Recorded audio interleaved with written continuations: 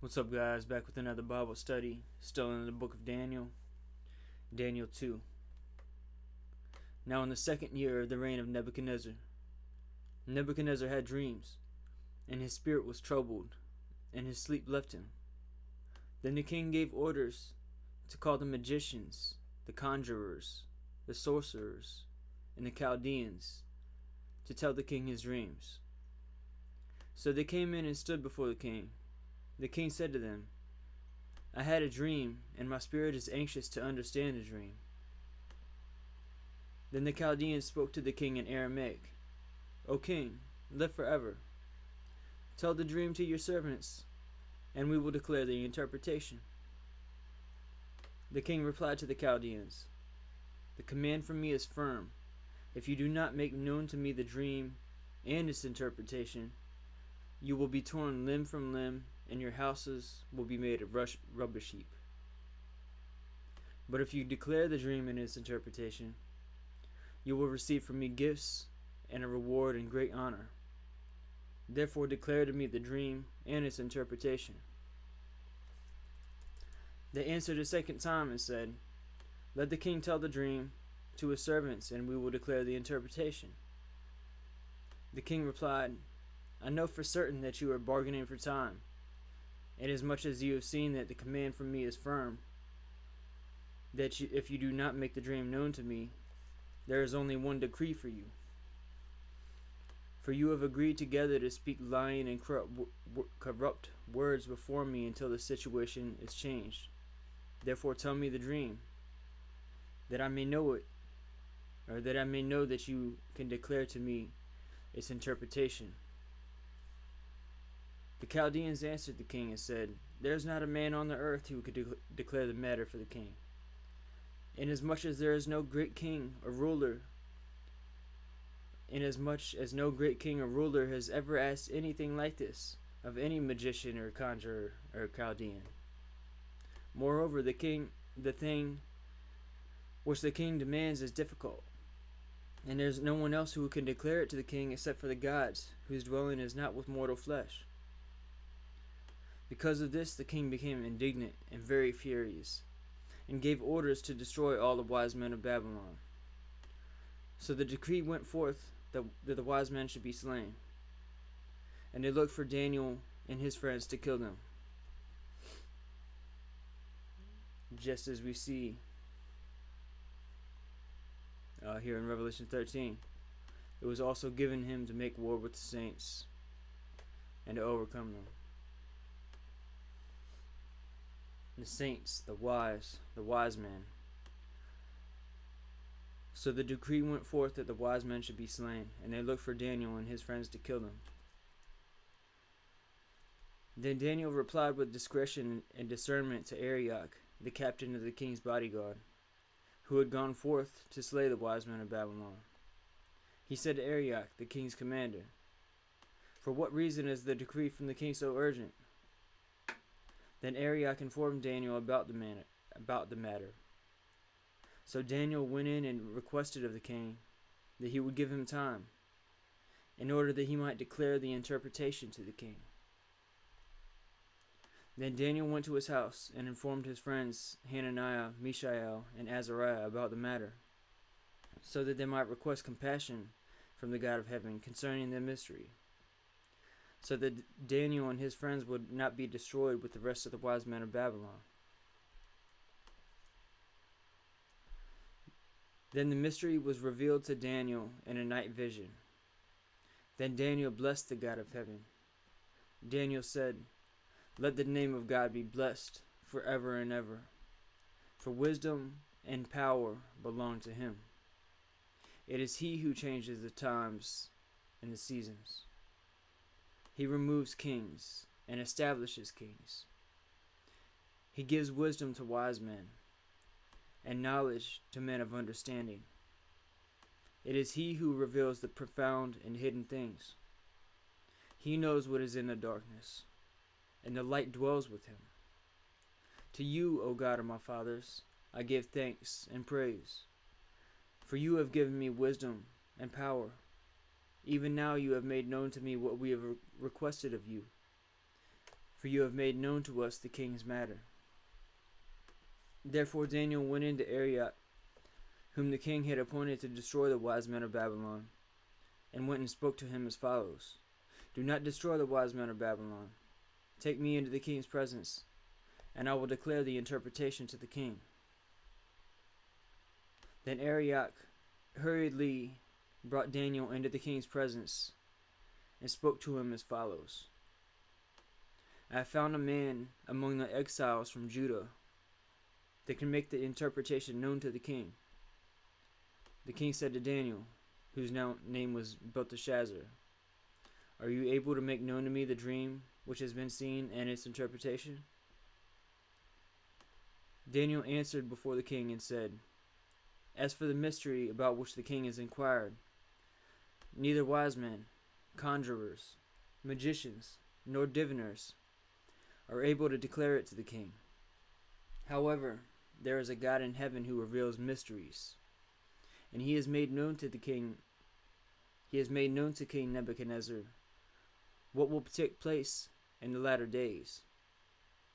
This was your dream and the visions in your mind while on your bed.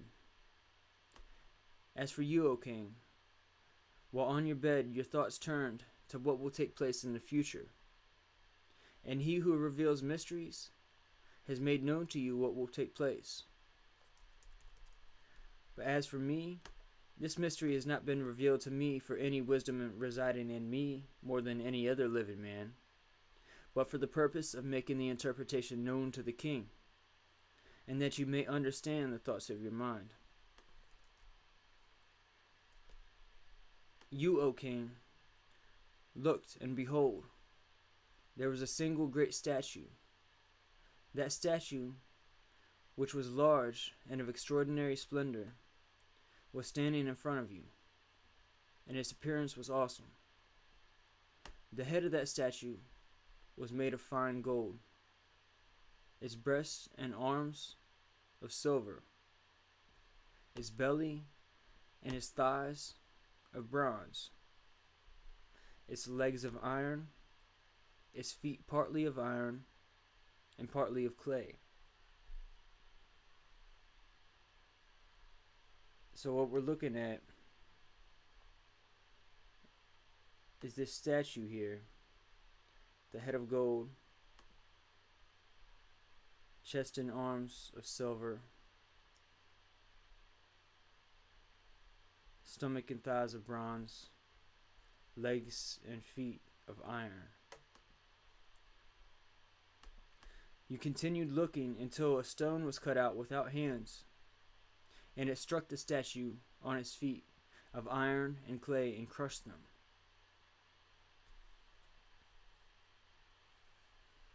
Then the iron, the clay, the bronze, the silver, and the gold were crushed all at the same time and became like chaff of the summer threshing floors, and the wind carried them away so that not a trace of them was found. But the stone that struck the statue became a great mountain and filled the whole earth. And we're going to read the interpretation here in a second, but we know that the stone is Yeshua, that's Jesus Christ. He is the stone. Him and his kingdom. Because the stone that struck the statue became a great mountain. A mountain is a kingdom. It filled the whole earth. This was the dream.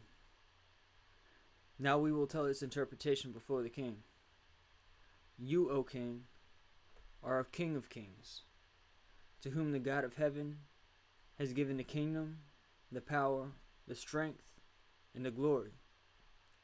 And wherever the sons of men dwell, or the beasts of the field, or the birds of the sky, he has given them into your hand, and has caused you to rule over all them. You are the head of gold. After you, there will arise another kingdom inferior to you. Then another third kingdom of bronze, which will rule over all the earth. And that's key right there. Kingdom of bronze, which will rule over all the earth. So first, we learn the head of gold, that's Nebuchadnezzar, and his kingdom, which is Babylon.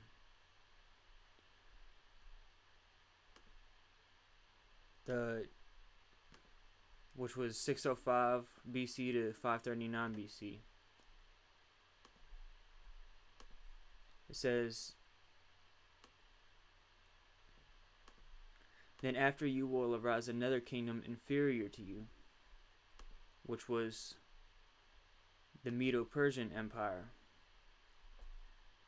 The Medes and the Persians. That's why the chest and arms, because it's the Medes and Persians.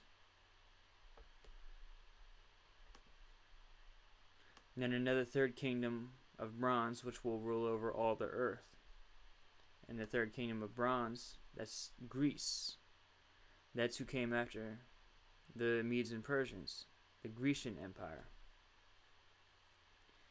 And a lot of people interpret the legs, the iron, to be Rome. But I actually believe Rome is a part of the Grecian Empire and not the legs and feet of iron. See, it says the third kingdom of bronze, which is the Grecian Empire, which will rule over all the earth. Now here's the fourth kingdom. Then there will be a fourth kingdom, as strong as iron. Inasmuch as iron crushes and shatters all things, so, like iron that breaks in pieces, it will crush and break all these in pieces.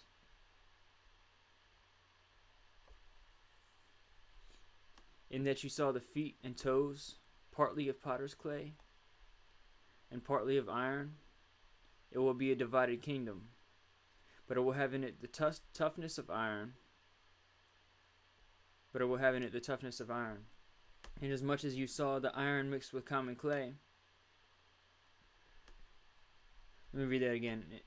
In that you saw the feet and toes, partly of potter's clay and partly of iron, it will be a divided kingdom, but it will have in it the toughness of iron, inasmuch as you saw the iron mixed with the common clay. As the toes of the feet were partly of iron and partly of pottery, or clay, so some of the kingdom will be strong and part of it will be brittle.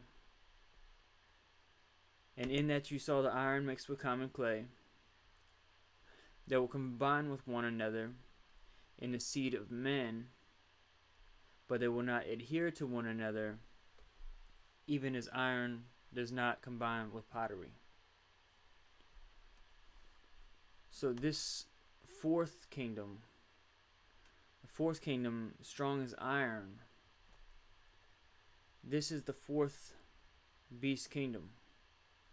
And the 10 toes are the 10 kings that we see right here, the 10 horns in Revelation 13.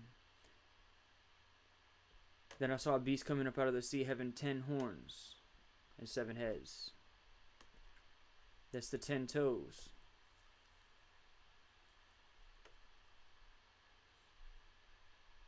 And also the 10 horns from Daniel chapter 7.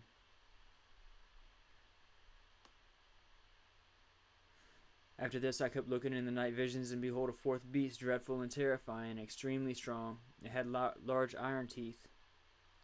It devoured and crushed and trampled down the remainder with its feet, and it was different from all the other beasts that were before it, and it had 10 horns.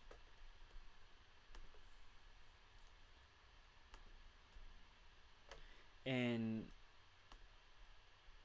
so what we're seeing here is the fourth kingdom, the fourth beast kingdom, which I believe the two legs represent. I believe the two legs represent the two beasts, the beast from the sea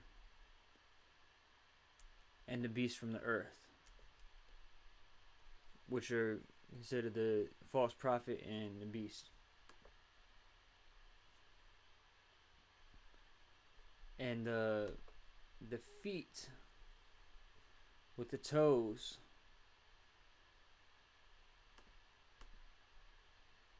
the toes are the 10 kings.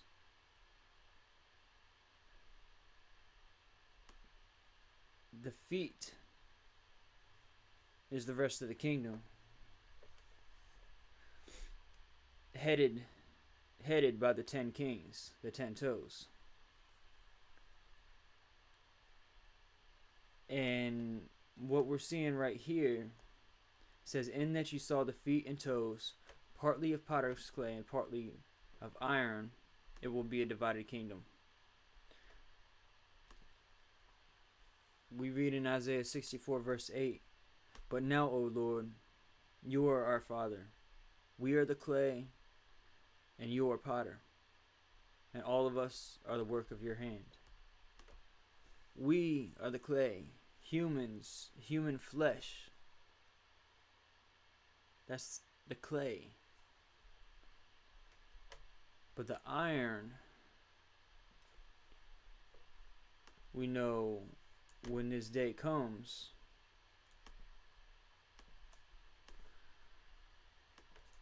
and the resurrection happens, and the rapture happens,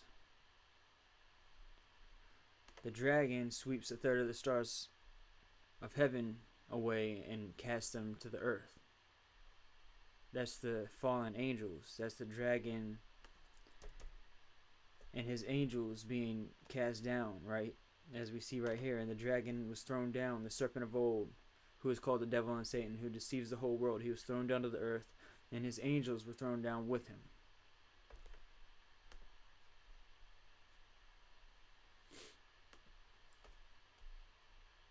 That's the iron. The fourth kingdom is strong as iron, as much as iron crushes and shatters all things. So like iron that breaks in pieces, it will crush and break all these in pieces. In that you saw the feet and toes, partly of potter's clay and partly of iron, it will be a divided kingdom. So what is the potter's clay is human flesh, the iron, angel. So the feet and toes of clay mixed with iron, is the same thing we see back here in Genesis 6. Now it came about when men began to multiply on the face of the earth, on the face of the land, and daughters were born to them, that the sons of God, which is the angels, saw that the daughters of men were beautiful, and they took wives for themselves, whomever they chose. Then the Lord said, my spirit shall not strive with man forever, because he also is flesh. Nevertheless, his days shall be 120 years. The Nephilim, or giants, were on the earth in those days, and also afterward, when the sons of God came into the daughters of men, and they bore children to them. Those were the mighty men who were of old, the men of renown. And that's the same thing we're going to see in this fourth kingdom, this fourth beast kingdom, which is the New World Order.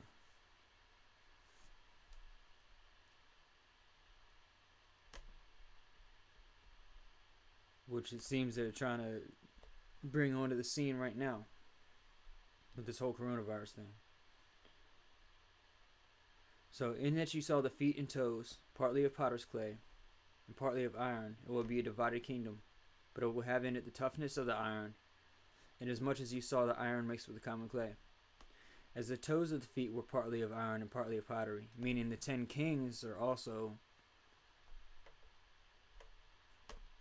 Nephilim, I believe. So some of the kingdom will be strong, and part of it will be brittle. And in that you saw the iron mixed with common clay, they will combine with one another in the seed of men. That's the exact same thing we see here in Genesis 6.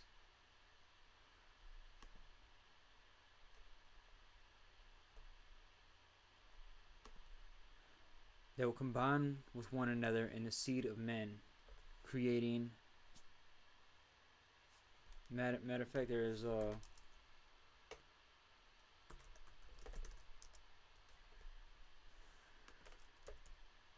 let's see.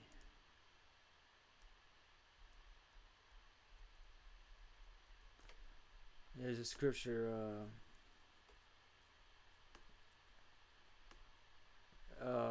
called mentions created monsters or something, which I believe may be speaking of the same thing. So it says they will combine with one another in the seed of men. So this is the angels mixing DNA with humans, which I believe this is either this is a reference to the mark of the beast, or just something that will be going on in this kingdom. It would be a mixed kingdom of human and angel. So they will combine with one another in the seed of men, but they will not adhere to one another, even as iron does not combine with pottery.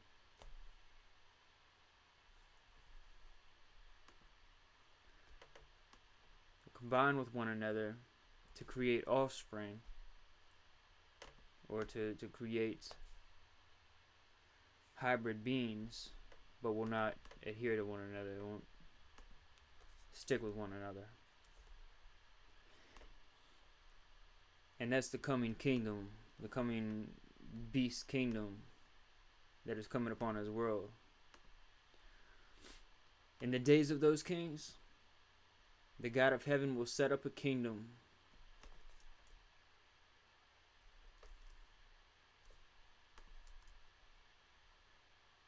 and we're going to learn also that this fourth kingdom is a combination of the previous kingdoms of Babylon, Medo-Persia, Greece. They combine to make the fourth beast kingdom. In the days of those kings, the God of heaven will set up a kingdom which will never be destroyed. And that kingdom which will not be left for another people. It will crush and put an end to all these kingdoms. But it itself will endure forever.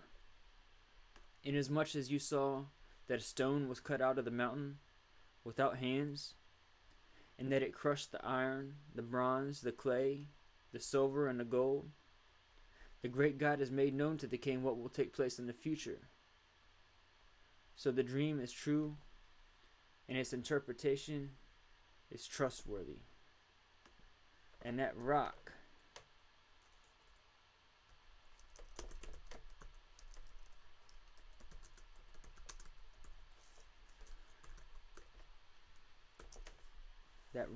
this is the same thing we see here in Matthew 7. Therefore, everyone who hears these words of mine and acts on them may be compared to a wise man who built his house on a rock. Yeshua is the rock. And if we build our house on him, meaning we base our life on him, we dedicate our life to him, we won't fall.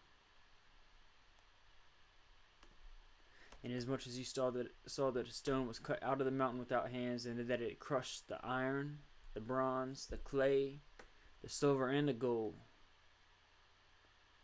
the great God has made known to the king what will take place in the future. So the dream is true, and its interpretation is trustworthy. Then Nebuchadnezzar fell on his face and did homage to Daniel, and gave orders to present to him an offering and fragrant incense. The king answered Daniel and said, Surely your God is a God of gods, and a Lord of kings, and a revealer of mysteries, since you have been able to reveal this mystery. Then the king promoted Daniel and gave him many great gifts, and made him ruler over the whole province of Babylon, and chief prefect over all the wise men of Babylon.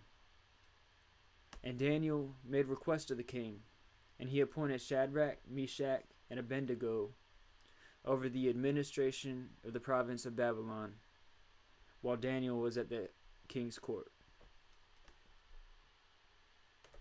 That's the end of Daniel 2. We'll get more into this whole beast kingdom and everything that goes along with that in the coming chapters. Thanks for tuning in. Love you guys. God bless.